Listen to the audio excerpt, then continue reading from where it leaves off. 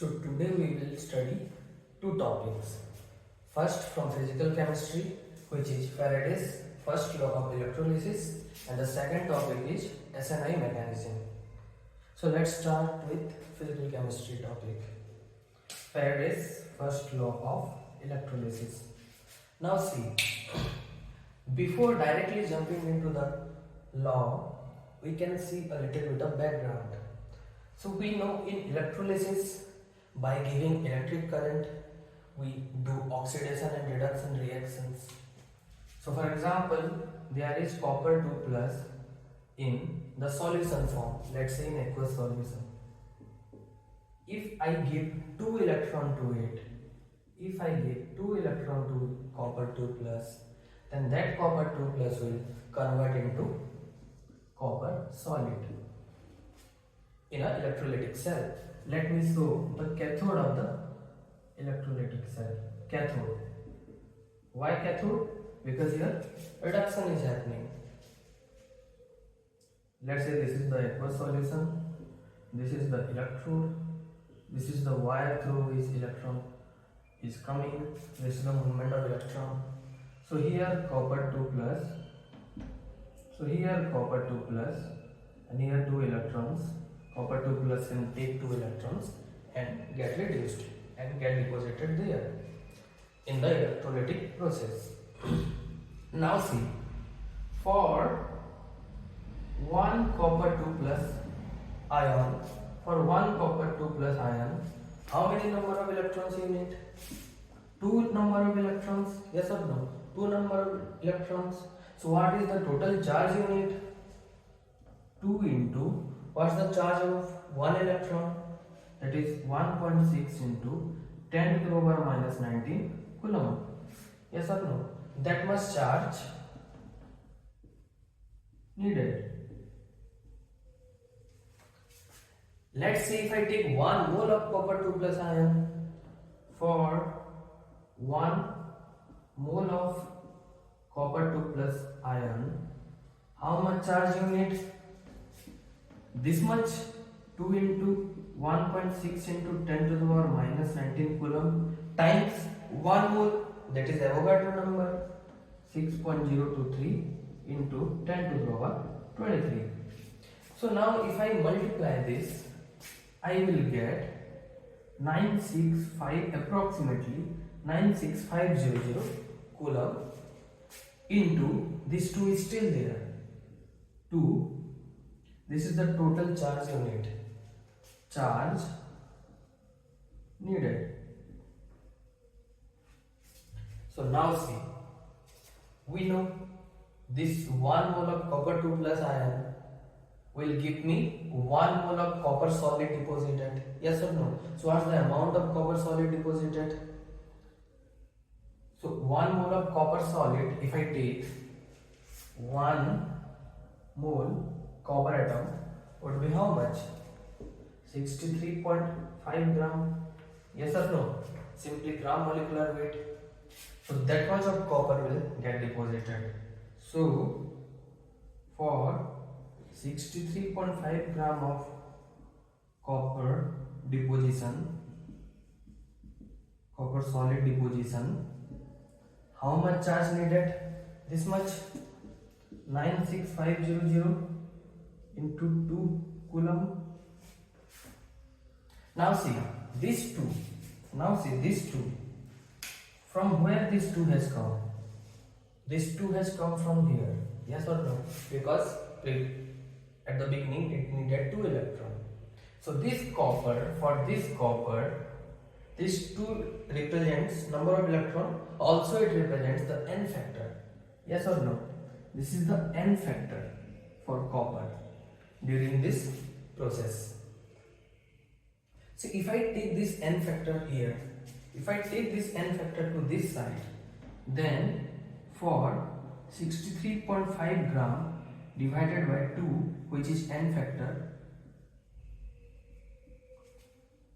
of copper deposition, how much of charge needed? 96500 coulomb. Yes or no? Charge needed. Now see, this is what 63.5 gram molecular weight, and I am dividing n factor, yes or no? So we know molecular weight by n factor is what? This is gram equivalent weight, yes or no? Gram equivalent weight of copper. So this much charge, if you give through this wire to this electrode to the copper 2 plus solution, then gram equivalent weight of copper will get deposited. So this is a special number which will again and again you will see. So they have named it after the scientist Faraday, 1 farad, or you can write it as 1 capital F, 1 farad.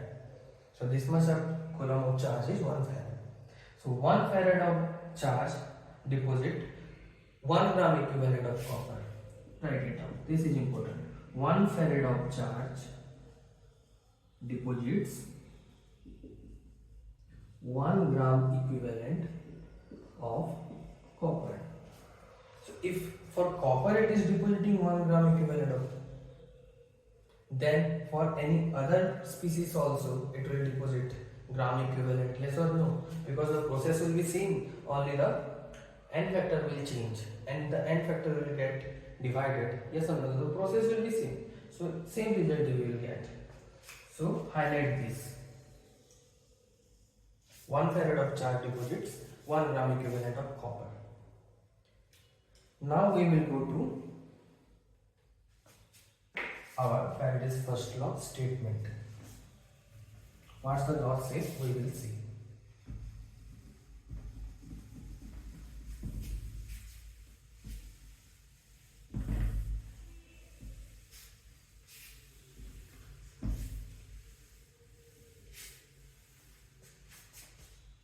So the first law, simply the law states that the amount of substance deposited or liberated at the electrode. Why liberated?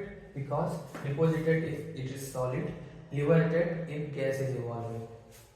So at the electrode is proportional to the amount of charge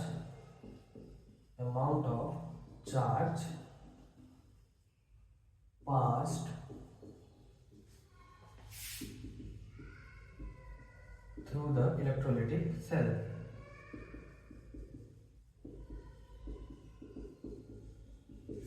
So we will come to the statement. Now see, I told you 1 farad of charge deposit, or for gas it will be liberate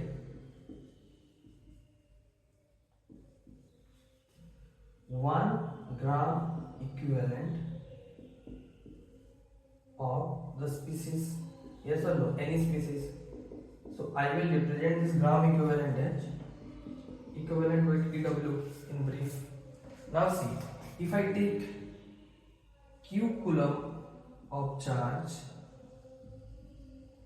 instead of taking 1 farad, if I take q coulomb of charge, so q coulomb of charge is basically what? If I divide farad 96500 by q coulomb by 96500, if I divide that 96500, I am representing it as F only. So this much of farad, yes or no? To convert the coulomb to farad. So this much of charge will deposit or liberate how much? Just 1 farad is that much. So this much farad will deposit this much times E W. Yes or no? So weight deposited W, yes or no?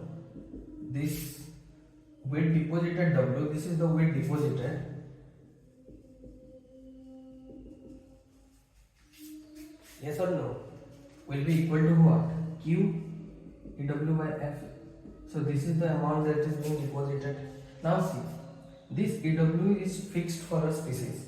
This farad is a constant, so I can replace them with Z and Q is left out. So here what I did, I replaced EW by FHF, where Z is called electrochemical equivalent. Electrochemical equivalent. Okay. So this is the final form. See, now I can directly see the amount of substance deposited or liberated will be proportional to the amount of charge passed, yes or no? And the Z is the proportionality constant, which Faraday got from his experiment. But here we knew the theory, so we came from the theory to the same conclusion. So now we know Z is equal to EW by F. Now we will go to a question.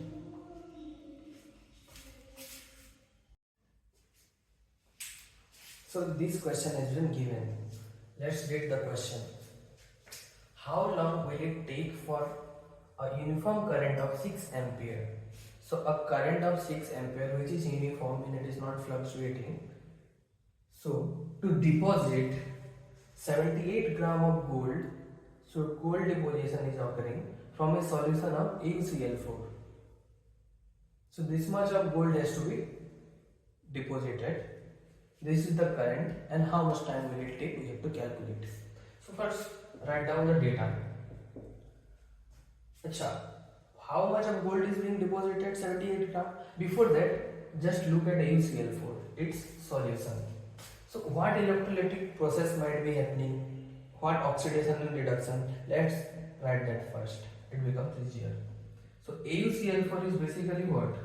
AuCl4 is basically Au 4 plus and 4Cl minus.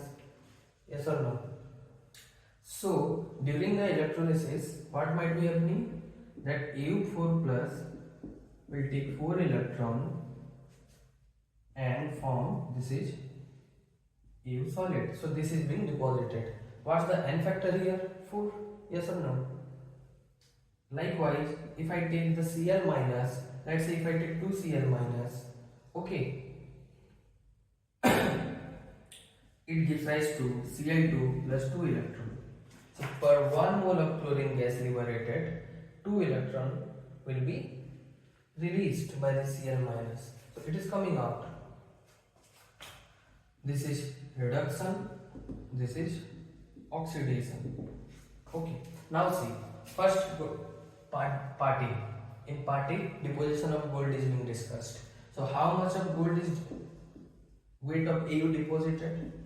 78 gram. Okay, we know.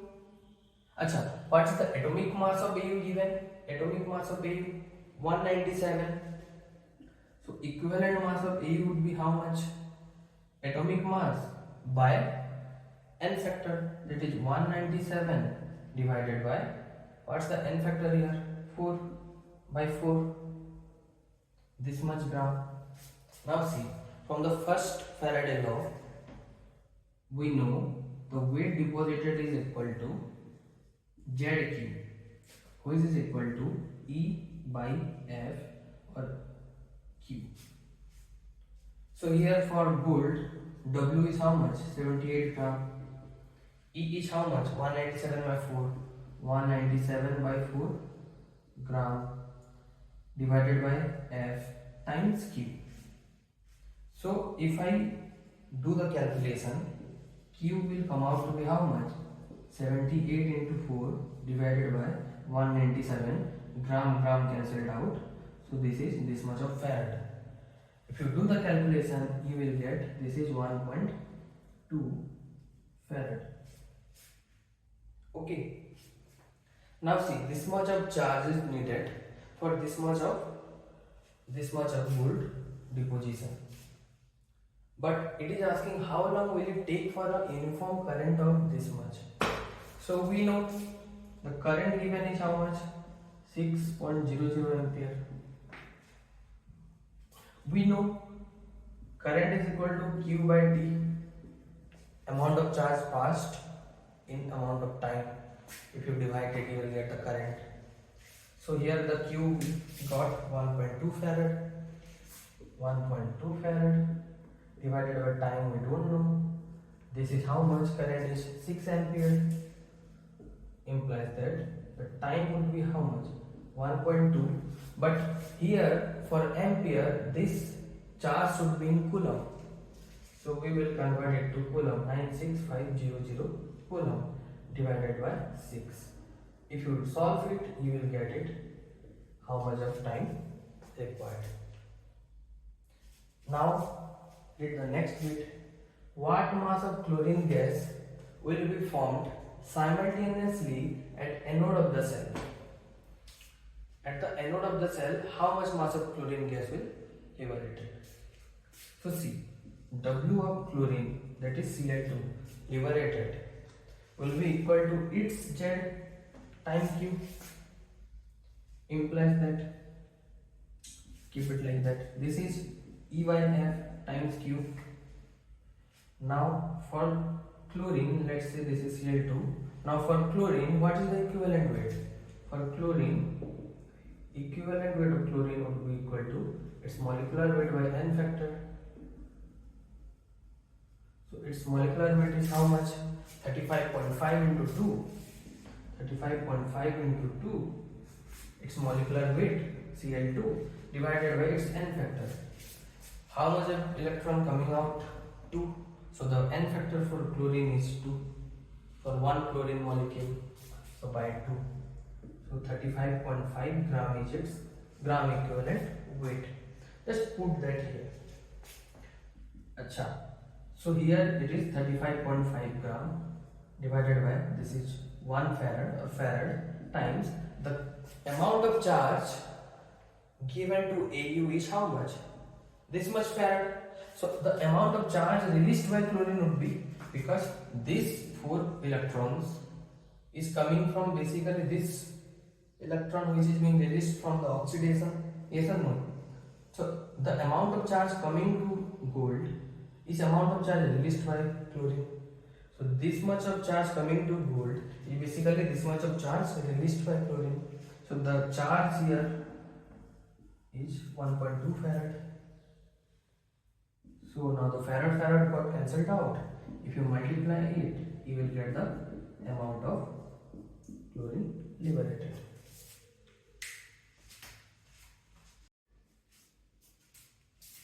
So now let's see SNi mechanism. So let's take an chiral alcohol. So this is one example of chiral alcohol. This is what? Chiral alcohol. So it might be having R or S configuration. If I take thionyl chloride, this is what? Thionyl chloride.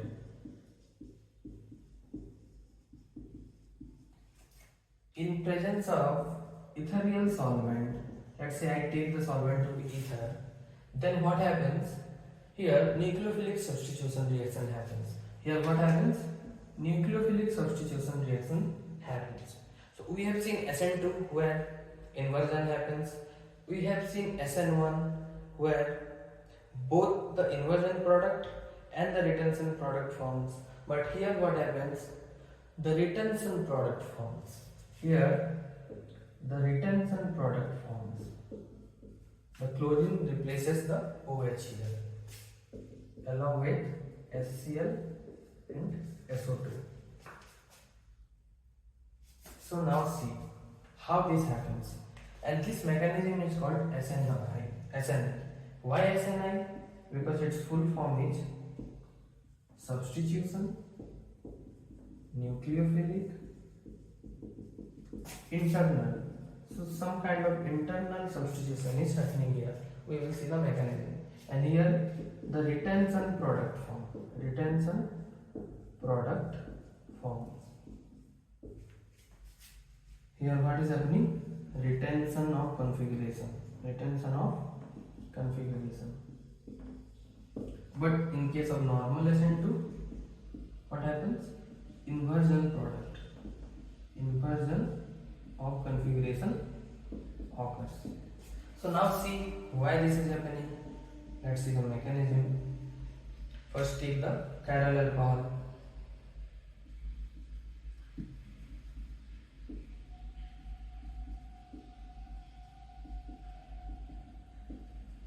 So this is chiral alcohol. 4 different groups around the carbon. Now if I take SOCl2, which is an electrophile, because this sulfur can accept electron pair because of the pi bond present, SO pi bond. Also S has vacant orbital, like vacant d orbital and all. So this is an electrophile. This oxygen of alcohol is nucleophile because it can give this electron pair. So if it attacks here, it will replace the bond of oxygen and sulfur pi bond. So it will form this intermediate.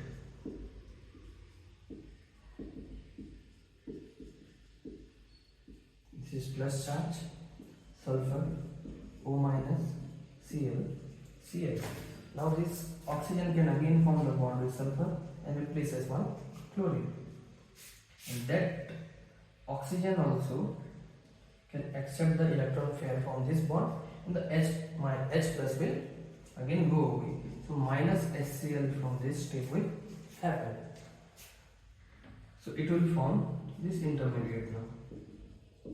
H R dash O sulfur chlorine double bond O. So now I wrote the intermediate like this, because what happens when this intermediate forms, it rearranges in such a way that this chlorine comes closer to the chiral carbon center where substitution has to occur. So now what happens, this chlorine along with these two electron pairs attacks to this carbon because it comes to the vicinity and interacts with it.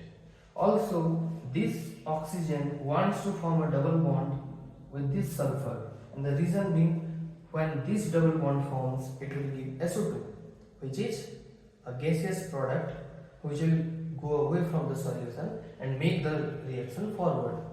So this bond wants to be formed here and this bond wants to shift here. So from the same side, the sulfur is transferring this chlorine, so and this oxygen is forming bond with sulfur. So the substitution here is occurring internally or not. So that's why it is called internal substitution. Internal substitution, which will lead to the product.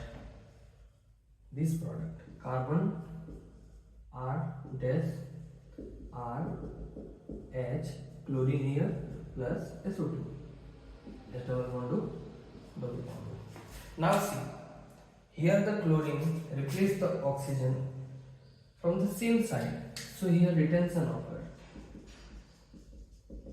That's the mechanism of SNi. But there is one more case.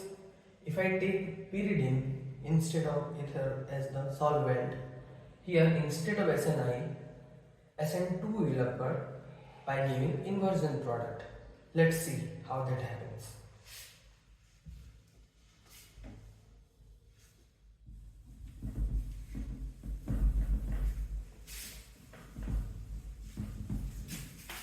The reactant and product will be same here, only the configuration of the product will change. So if I take